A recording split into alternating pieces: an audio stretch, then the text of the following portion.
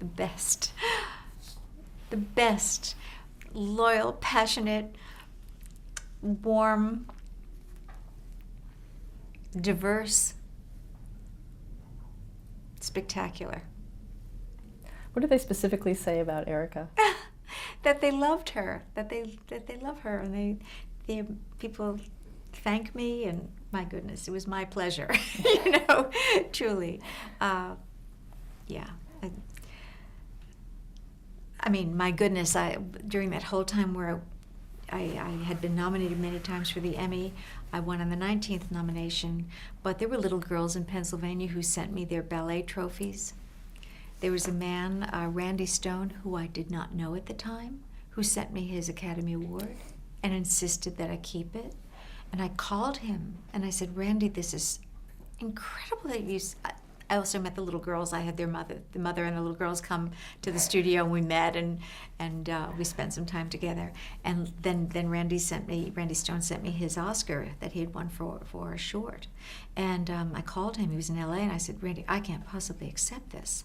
He said, no, I insist you keep that until you win. I said, Randy, I'm a hopeful person, so I don't want to say that I'm never going to win, but I will probably be on a walker. You're going to wait that long? I mean, this is your Academy Award.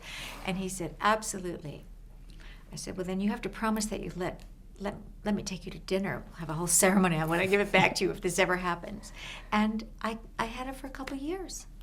And then when I won, he came to New York, and we had dinner one night, Randy, my husband, and I, and did the transfer.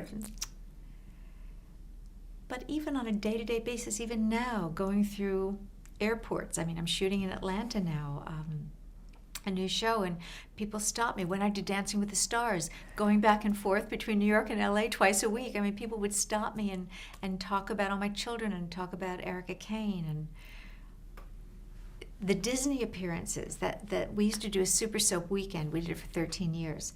And after the first year, I never thought we were going to do it again. I mean, they had to close the park. They had to close the park.